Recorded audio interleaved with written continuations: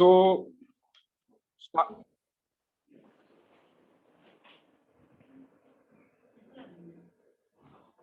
okay. Hi, my name is Dheeraj, and today I will be briefing you about civil engineering, that is SSC JEE. So basically, let me tell you something. This is the mark.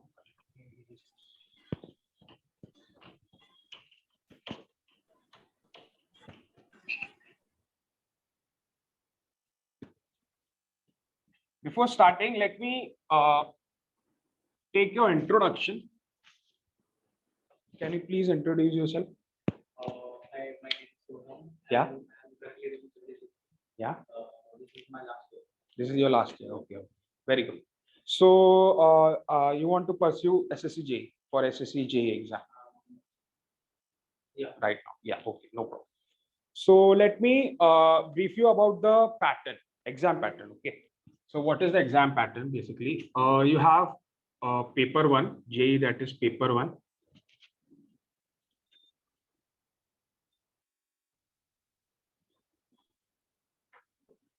Paper one, is it visible?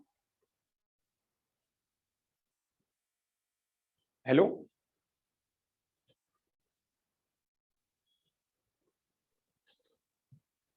Hello, is it visible? Hello, is it visible? Okay. Okay. So, this is this is the our one. What is the first of all?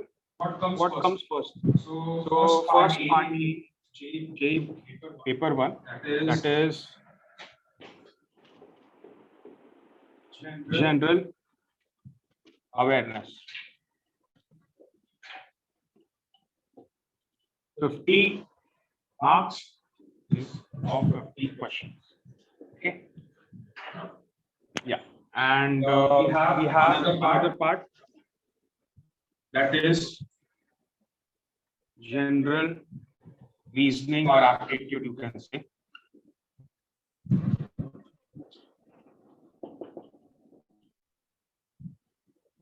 This is also 50 marks and 50 questions.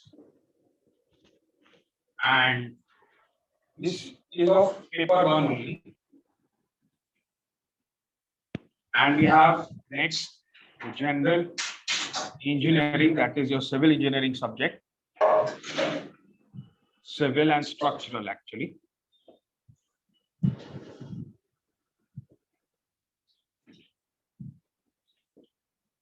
This is of 100 marks and 100 questions. Okay. And these three parts, these all comes under one only, and that is of 2 hours. So basically 2 hours means 120 minutes you have to complete this paper. And you have 50 questions and 100 questions. That is total 200 marks and 200 questions. So basically, is it fine? Do I speak in English or Hindi? Both. Both. Okay. चलेगा ना? Okay.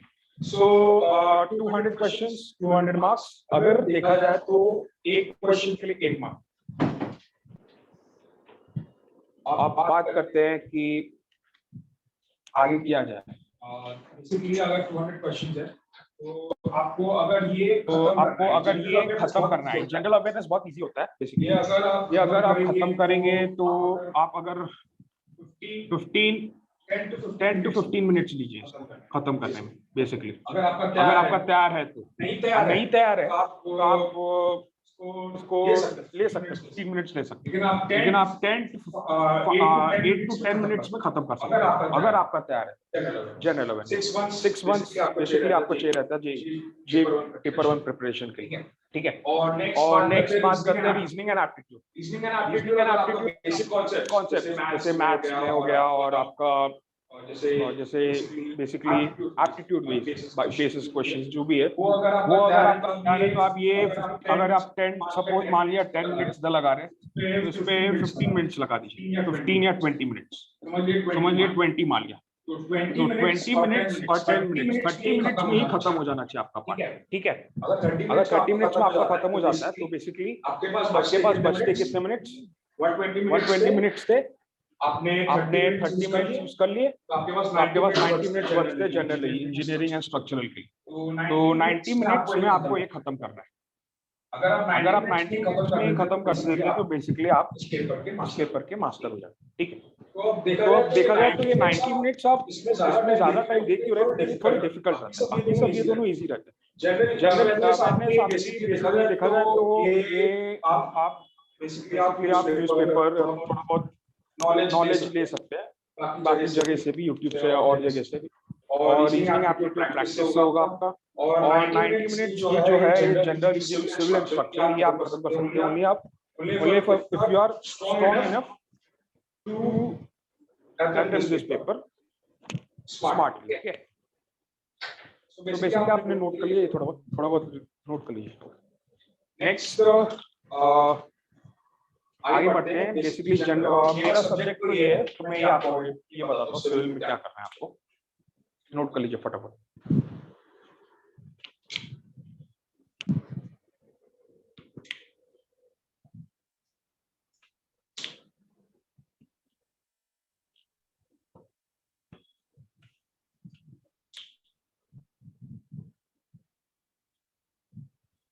सो आज का topic था transportation और surveying. सो मैं transportation से start करूंगा पहले, और मैं थ्योरीज में नहीं जाऊंगा, जैसे आप देख सकते हैं मैं थ्योरीज में नहीं जाऊंगा।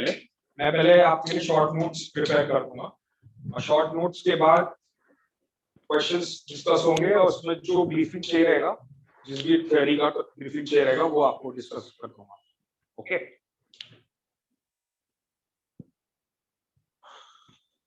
आई थिंक नोट हो गया होगा। अब पेपर 2 तो आफ्टर डिस्कस करते हैं, पहले पेपर 1 के देख लेते हैं। पहले ये फोड़ना जरूरी, क्वालिफाई करना जरूरी, ओके।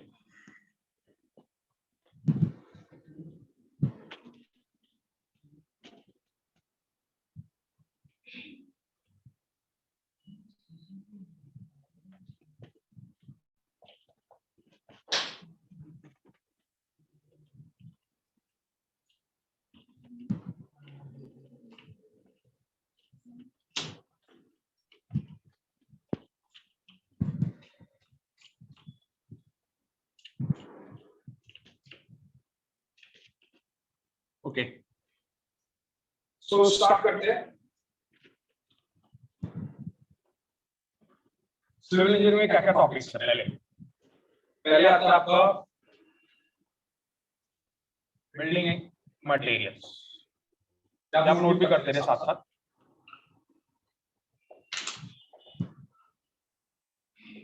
बिल्डिंग मटेरियल्स, उसके बाद आता है आपका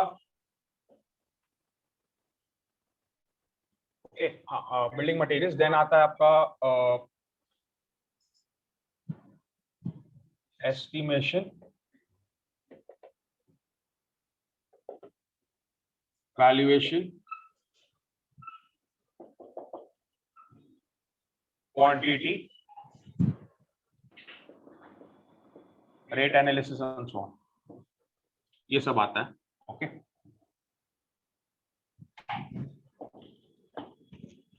थर्ड आपका आता है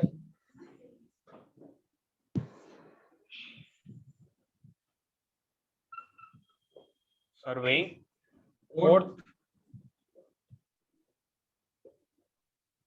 soil mechanics,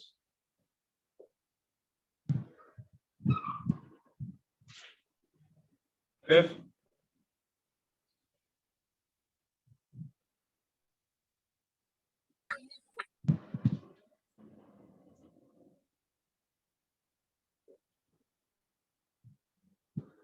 transportation engineering,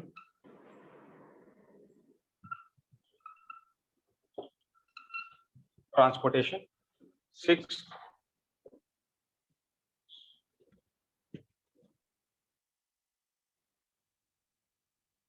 environmental,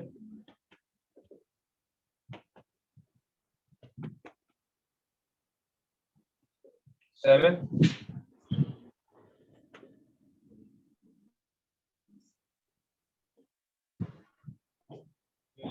theory of structures, we can say structural, we can say structural analysis. ये शायद आपने सब्जेक्ट्स सुने होंगे अपने या फिर बी डिप्लोमा या फिर डिप्लोमा में, theory of structures. Then we have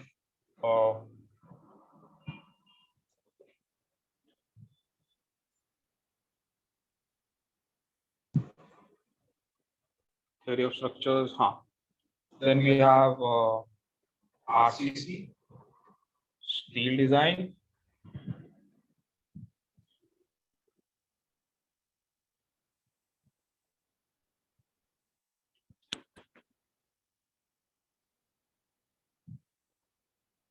hydraulics,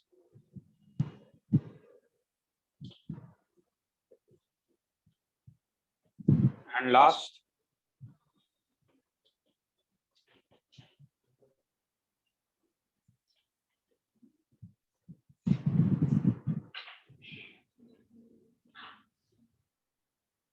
hydraulics. Yes.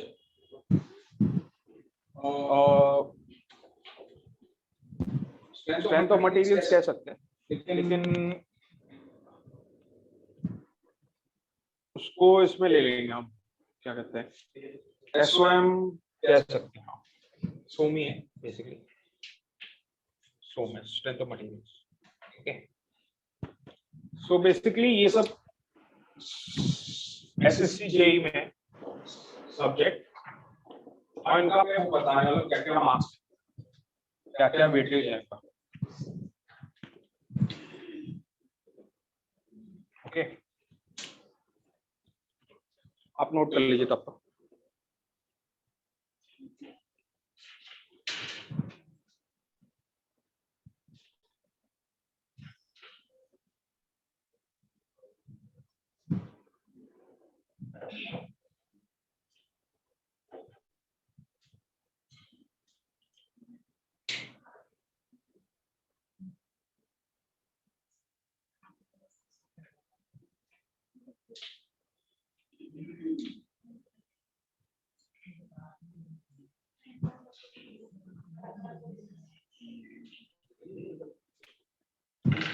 Basically सोम नहीं, इसको कंक्रीट टेक्नोलॉजी कहेंगे यहाँ पे लास्ट, कंक्रीट टेक्नोलॉजी.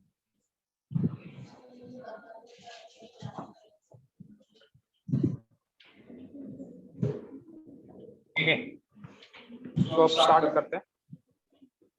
इनके वेटेज क्या है? बिल्डिंग मटेरियल्स का वेटेज है 8 to 30 मार्क्स.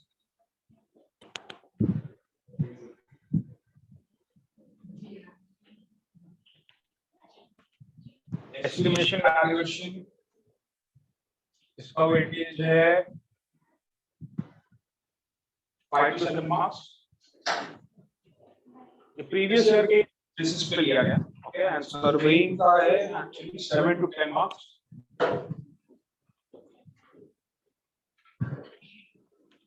सॉइल मैकेनिक्स का है 10 to 14 मार्क्स. ट्रांसपोर्टेशन का है 11 to 15. मैक्सिमम वेटेज देख लीजिए ट्रांसपोर्टेशन का है. आज ट्रांसपोर्टेशन चालू करने वाला, बाकी सब तो कम ही 8 to 13, 5 to 7, 7 to 10, 10 to 14, ये भी कम है. सॉइल मैकेनिक्स, एनवायरमेंटल जो कि अच्छा सब्जेक्ट मानना आता, ये है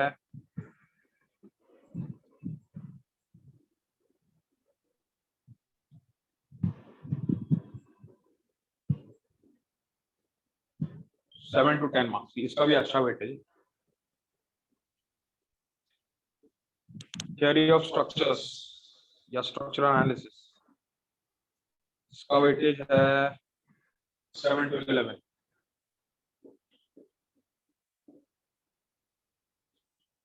RCC, that is reinforced cement concrete, that is 8 to 12 marks.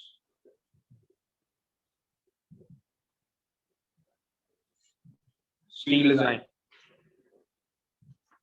6 to 9 marks. इसका ज्यादा वेटेज नहीं है वैसे. और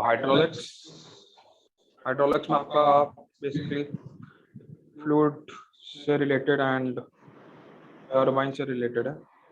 That is 13 to 16 marks. देखिए इसका भी maximum वेटेज है, तो ये भी important है. और concrete technology 4 to 6 marks. ये ज्यादा नहीं है. इसको अगर बेसिकली आप स्किप भी करेंगे, वैसे करना नहीं है तो कोई मतलब वो नहीं है. ओके, सो बेसिकली आज हम ये दो मेन चीज करेंगे, that is transportation and serving. Soil mechanics बाद में लेंगे. ओके, एंड हाइड्रोलिक्स भी एक अगले नेक्स्ट टाइम अगर हो क्लासेस तो हाइड्रोलिक्स होगी क्लास, क्योंकि ये भी इम्पोर्टेंट है. बाकी सब कवर अप हो जाएंगे. ओके, ठीक है. ओके बेटा,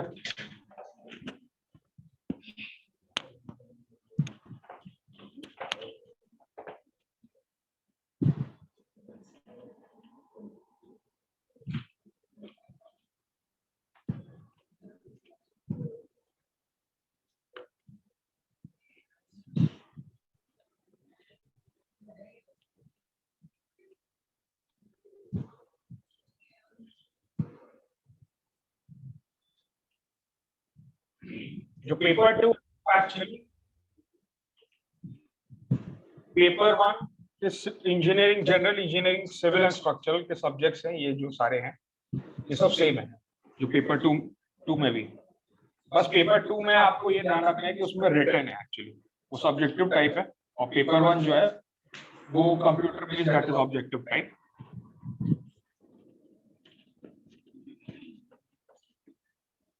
So let's start with transportation first. जैसे कि मैंने कहा कि I will be giving you first the short notes because students कहते हैं कि short notes के बिना कोई exam crack करना impossible. Okay, so I have made you some short notes. So आप please note करिए. Okay, so let's start with transportation first. You can say highway also, क्योंकि इसी पार्ट में आता है ट्रांसपोर्टेशन इंजीनियरिंग और हाईवे. इसी में आपका हाईवे, रोडवेज, रेलवे, एयरपोर्ट सब आ जाते हैं. ओके, जैसे आपने पढ़ा होगा सब्जेक्ट. ओके, सो बेसिकली आप नोट करते रहिए साथ साथ, क्योंकि मैं आपको नोट्स देने वाला हूँ. आपने सुना होगा first 20-year plan, second 20-year plan, third 20-year plan. क्या है वैसे फर्स्ट 20-year प्लान, कुछ आइडिया? हाँ, नागपुर प्लान. ओके, सेकंड, हाँ ओके, एंड थर्ड? हाँ, Lucknow. Okay, very good. So इसके आपको क्या क्या चीज ध्यान रखने हैं? आपको तो नाम पता है, लेकिन आपको डेट्स तो वैसे ध्यान रख सकते हैं. तो ड्यूरेशन लिख लीजिए फटाफट. मैं लिख लेता हूँ, पासवर्ड एक टेबल बना देता हूँ. और कुछ ऐसा है table. First 20-year plan,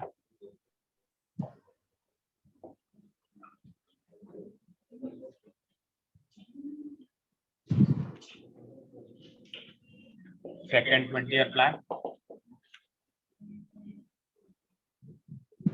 and third.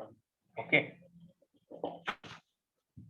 Name तो था आपको नागपुर, बॉम्बे, लखनऊ. इसका मैं ये भी बता देता हूँ कैसे याद रखना है इसका ड्यूरेशन. ओके, ड्यूरेशन पूछ सकता है एग्जाम में. ड्यूरेशन ये है इसका 1943 to 1963. सॉरी, हाँ यार 1963. 20 ईयर का गैप है. डिफरेंस 20 ईयर का गैप. ओके, आप यहाँ पे रिमेम्बर भी कर सकते हैं, 20 ईयर गैप है. फिर 1963 के बाद 1983 आना चाहिए। ओके, सो ये स्टार्ट होता है एक्चुअली, ये बस आपको याद रखना है कि ये 1961 से स्टार्ट होता है। ओके, ये याद रखना, ये 1963 को खत्म हुआ था नागपुर का, इसके 2 साल पहले बॉम्बे प्लान चालू हो गया, and that is 1961 to 20 years का गैप, दैट इज 1981। ओके, नेक्स्ट है, ये भी यहीं से चालू हुआ, जैसे ये खत्म हुआ लखनऊ का चालू हुआ, दैट इज 1981 टू 2001। ओके, आज का एक और चीज ध्यान रखना, दैट इज डेंसिटी। डेंसिटी, क्योंकि ये क्वेश्चन में पूछा जाता है कभी कभार। डेंसिटी मींस कितने एरिया में वो कितना लेंथ रोड फैला हुआ है उस एरिया में। Okay, that is density.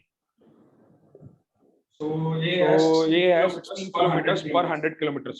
Okay, that means 16 kilometre की लेंथ मिलेगी आपको, किसकी, उस रोड या उस हाईवे की, for every 100 kilometre square area. Okay, understood.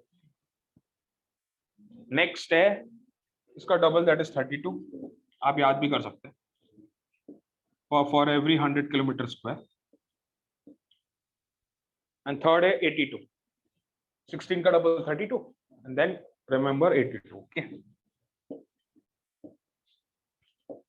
For every 100 kilometre square area. Okay, ये डेंसिटी याद रखना है। ओके, नेक्स्ट इसका क्लासिफिकेशंस क्या है।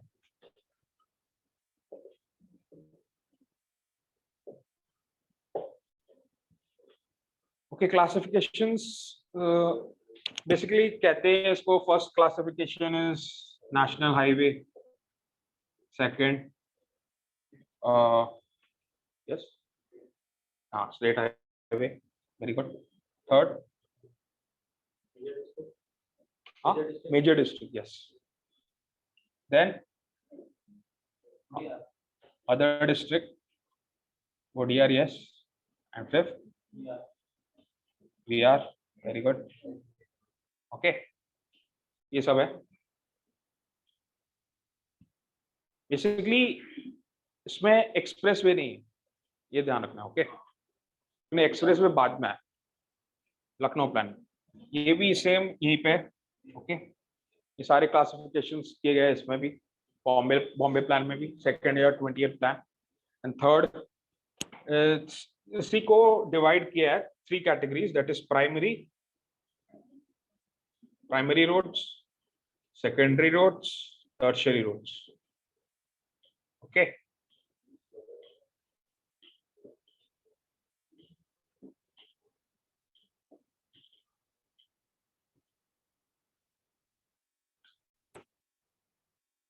तो प्राइमरी रोड्स में क्या है, basically you have express highway, यहाँ पे आ गया एक्सप्रेस हाईवे, आप देख सकते हैं 20 इयर्स, 30 इयर्स, 60 इयर्स हो गए।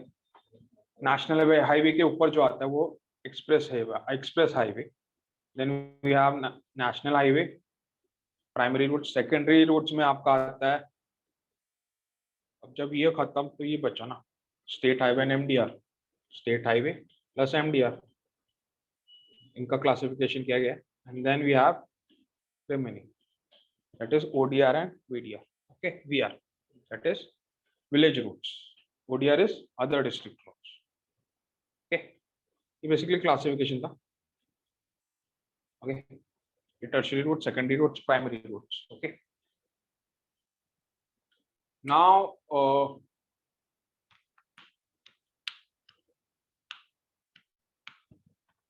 बेसिकली डेंसिटी और ड्यूरेशन याद रखिए, ये तो आपको वैसे भी पता होगा।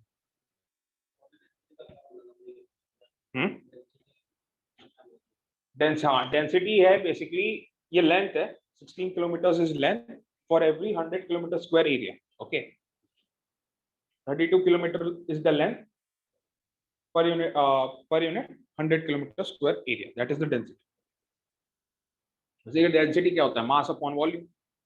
इधर क्या है, इधर लेंथ अपॉन एरिया दिया के टर्म्स में दिया डेंसिटी। ओके, सो नोटेड।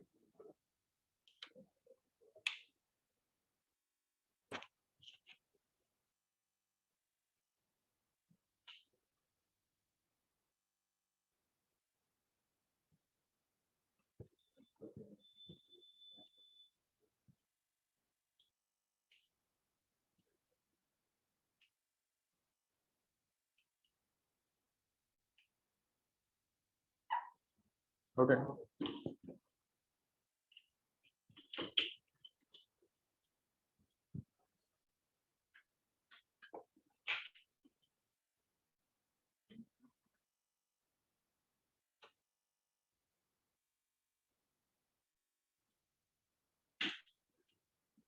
Basically देखा जाए तो for competitive exams at least every day you should study basically for 4 hours, 2 hours in evening or you can say in morning and 2 hours at night.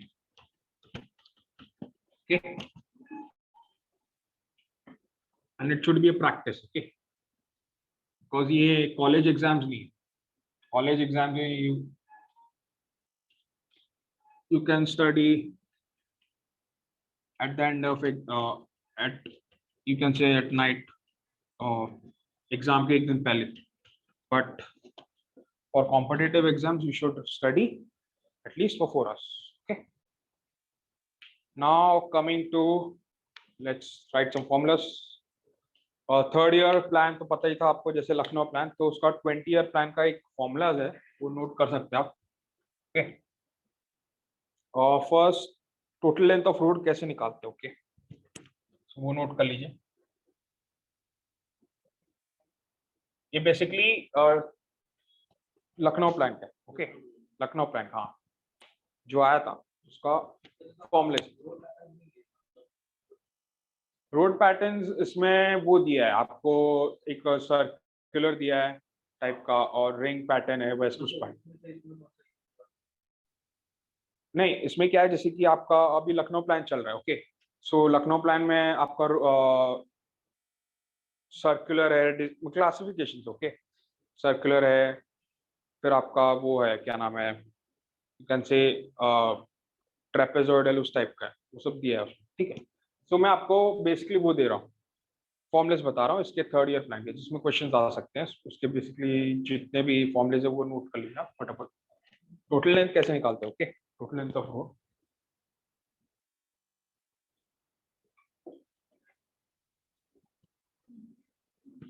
ये होता है 4.74 times number of towns and villages. जैसे अगर आपको number of towns दिया होगा question में, उससे आप ये निकाल सकते हैं, एंड विलेजेस को भी काउंट करना. ओके, ये डाटा दिया होगा आपको आइदर इन स्टेटमेंट फॉर्म और इन ग्राफिकल फॉर्म. ओके, तो आपको number of towns and villages को ऐड करना है. ओके, जब इसका नंबर आपको पता है, सपोज ये आया 2 + 4 6 times 4.74, that will give me the total length of road. Okay, it is a factor, multiplying factor. Okay, ये एक्चुअली निकाला गया है, आपको डेंसिटी मैंने बताया था 82 किलोमीटर पर 100 किलोमीटर, वो वहां से निकाला. ओके, इसका डेरिवेशन वहां से है. ओके, सेकंड, अब टोटल लेंथ पता है आपको, तो आपको नेशनल हाईवे का लेंथ निकालना है. ओके, सो दैट वो क्या है वो नोट कर लीजिए. लेंथ ऑफ नेशनल हाईवे ये होता है actually area in kilometre square upon 50.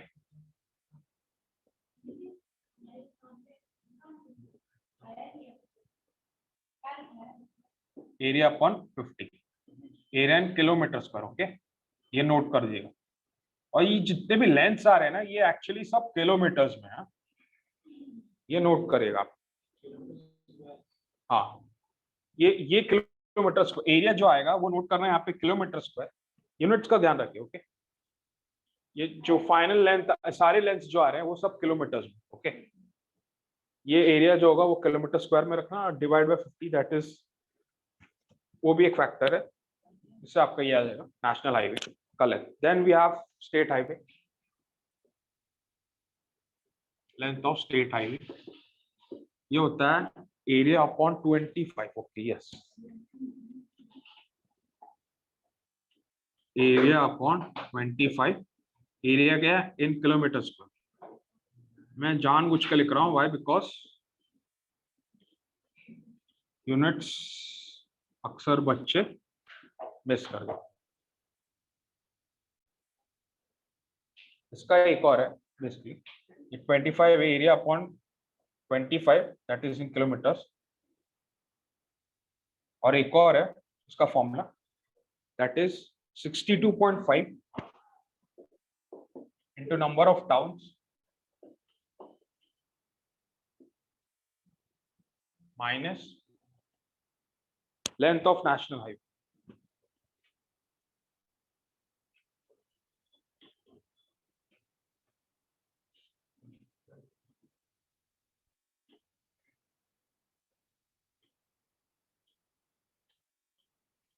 Okay, इसका मैक्स, इसका जो आंसर आएगा और जो इसका आंसर आएगा उसका मैक्स जो होगा वो होगा स्टेट हाईवे का length. Okay, understood, understood.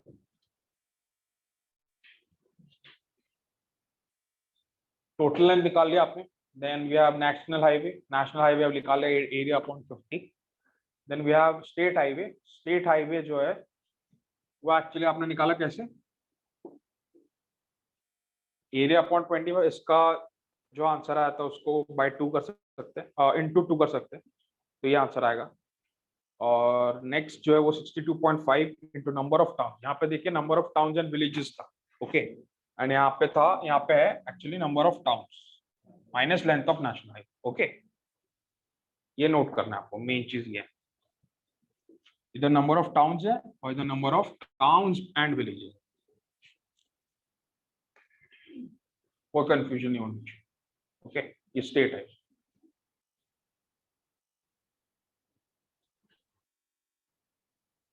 Okay,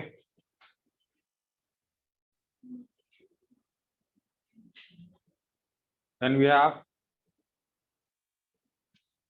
note हो गया.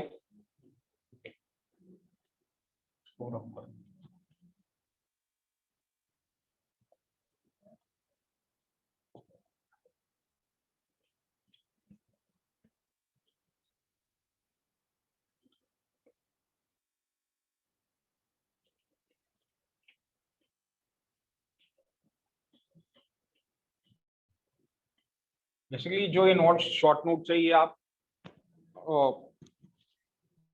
रोज सुबह शाम जैसे डॉक्टर देता है ना ऐसे गोली गोली की तरह लेना है. Okay,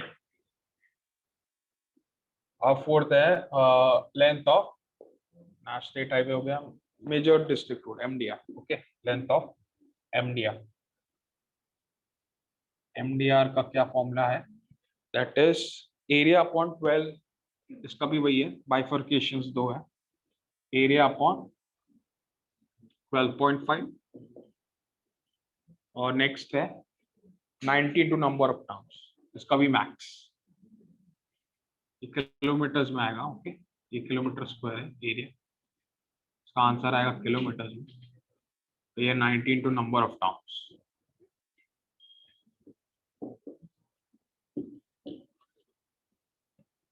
okay, 19 to number of towns. Okay, okay, now एक तो क्या होगा नोट आपका थर्ड फोर्थ. सो बेसिकली अब कोई पूछेगा कि मैंने नेशनल हाईवे का लेंथ निकाल लिया, स्टेट हाईवे का लेंथ निकाल लिया, एमडीआर का लेंथ निकाल लिया, ओडीआर और वीडीआर का क्या, इसका लेंथ कैसे निकले. वो बेसिकली सिंपल है, इसका पता है, इसका पता है, इसका पता है, इसका नहीं पता, दैट इज क्वेश्चन मार्क. सो ये कैसे निकलेगा, सिंपल है. टोटल लेंथ तो आप रोड का पता है ना, टोटल में से अगर आप national highway minus state highway in सबको माइनस कर दीजिए, minus MDR, that will give me the length of ODR plus VR. Okay, solve. Understood, understood. National highway, state highway, MDR, इसका माइनस कर दिया टोटल में से, तो ओडीआर प्लस वीआर का लेंथ पता चलेगा. Okay, done. एक क्वेश्चन आ सकता है, नोट कर लीजिएगा. ओके, इस पे आया भी हुआ है क्वेश्चन.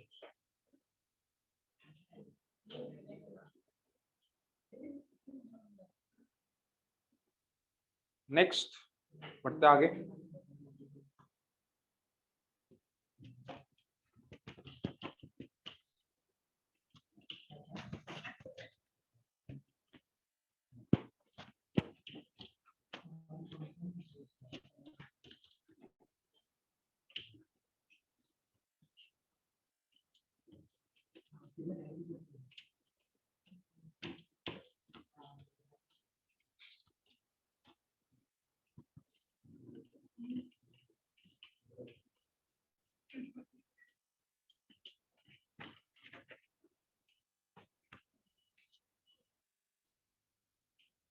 नेक्स्ट है utility factor. Okay, utility factor है क्या? बेसिकली यूटिलिटी का मतलब बेसिकली मीनिंग क्या है, वो ये है कि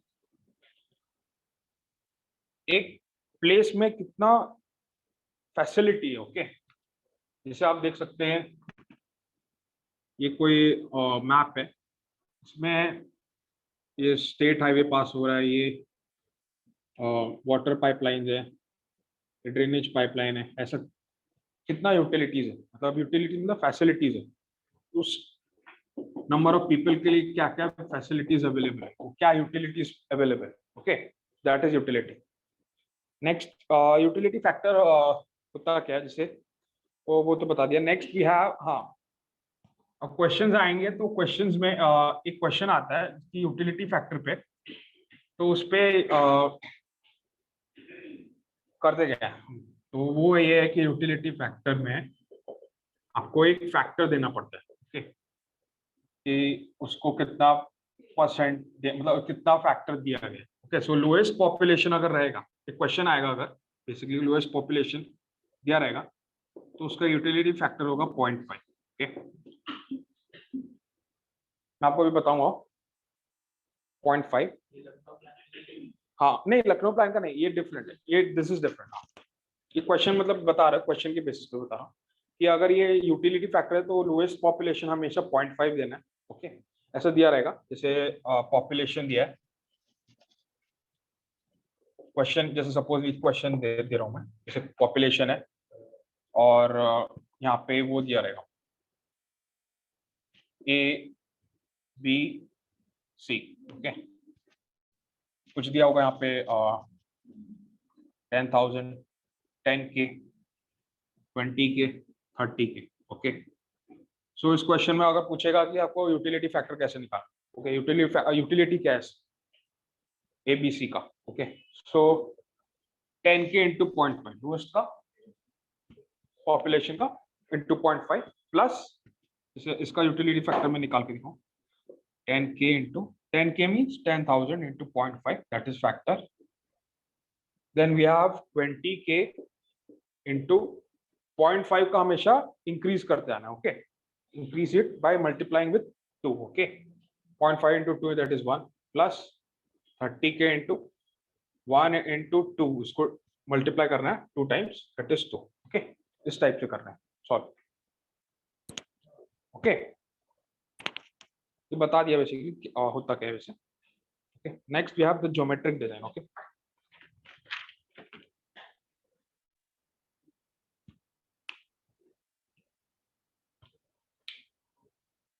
so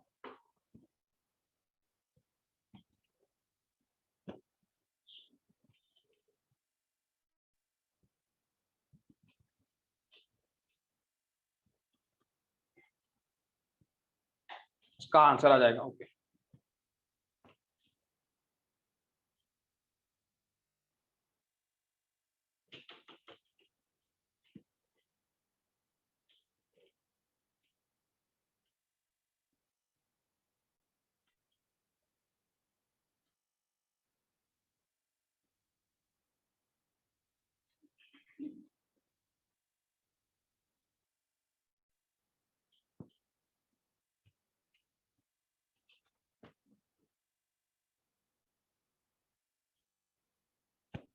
yes, next is geometric design. Geometric design में क्या क्या आता है, जैसे स्पीड आ गया, स्पीड। ओके, स्पीड ऑलवेज सुना होगा आपने, vehicle travelling eight something kilometers per hour. Distance. Okay.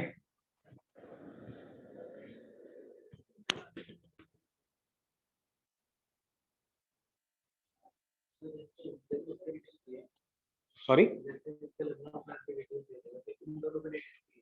नहीं, इनके लिए कोई नहीं है, मतलब दिया नहीं है, मतलब सिलेबस में नहीं, सिर्फ लखनऊ प्लान का है. Okay.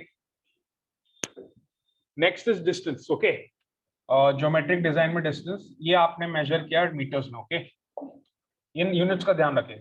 Speed kilometres per hour, distance metres. ये हमारा कन्वेंशन है. ओके. बिकॉज इसी के बेसिस पे फॉर्मुलेस बनेंगे, किलोमीटर्स पर आवर के बेसिस पे, मीटर्स के बेसिस पे. सब नोट कर लीजिए. और टाइम होगा सेकंड्स में, तो पता ही आप टाइम सेकंड्स. ओके. ये आवर्स में हो और ये सेकंड, ये ध्यान रखें. Speed kilometres per hour, distance metres, time is second. इसी के बेसिस पे फॉर्मुलेस बनेंगे. ओके. क्वेश्चंस आते हैं, जैसे कि आपको क्वेश्चन में दिया रहेगा कि डिस्टेंस, स्पीड और टाइम. उस पर आपको कभी कभार वो भी पूछ सकता है, जैसे friction. Okay. Longitudinal friction, F longitudinal.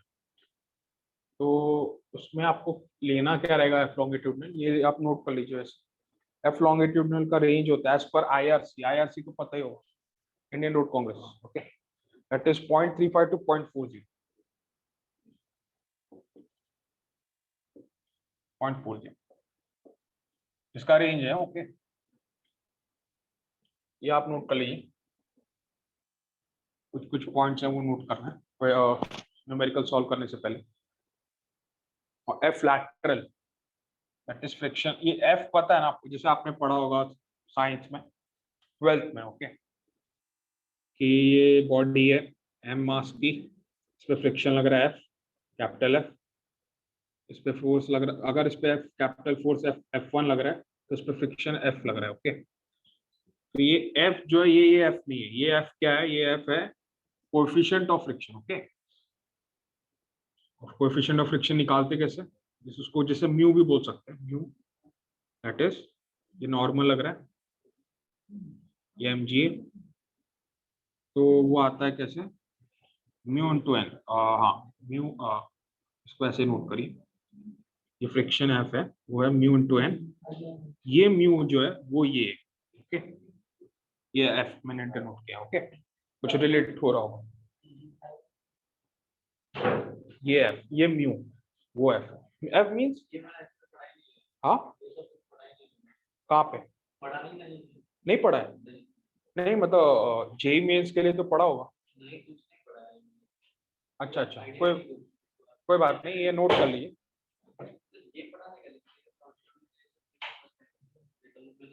नहीं, क्योंकि ये सब आते हैं कॉम्पिटिटिव एग्जाम्स में आते हैं. अब आप बेसिकली क्या है एफ लॉन्गिट्यूडनल में, अब ये भी मैं डिफरेंस समझा रहा हूँ. एफ लॉन्गिट्यूडनल और एफ लैटरल में क्या डिफरेंस? इसकी वैल्यू है, एफ लैटरल की वैल्यू है 0.15. ओके. ये जैसे आप देखे होंगे वी टॉप व्यू देखा जाए.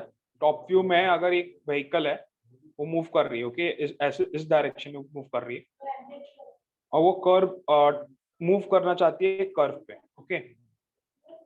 तो लॉन्गिट्यूडनल फ्रिक्शन मतलब ये जो टायर्स है, ओके, टायर्स पे जो फ्रिक्शन लग रहा है इस डायरेक्शन में अलोंग द व्हीकल लेंथ पे, वो है एफ लॉन्गिट्यूडनल. ओके. और जो टायर मूव कर रही है कर्व पे, तो क्या हो रहा है? उस पे फ्रिक्शन लैटरल लग रहा है. Okay. Perpendicular to the vehicle, to the tyre. Okay. That is F lateral. तो उसका डिफरेंस यहाँ पे है. ओके. लिखा गया एफ लैटरल 0.5 है, जो कि हमेशा कम रहता है लॉन्गिट्यूडनल. अंडरस्टूड? दो टाइप का फ्रिक्शन है, F longitudinal and F lateral. Understood? हाँ ड्रॉ कर लो, इसके बीच का डिफरेंस पता चल गया होगा, एफ लॉन्गिट्यूडनल एफ फ्लैट, इसका रेंज होता है 0.35 0.40 एंड 0.15 फॉर एफ फ्लैट, ये as per IRC code. Okay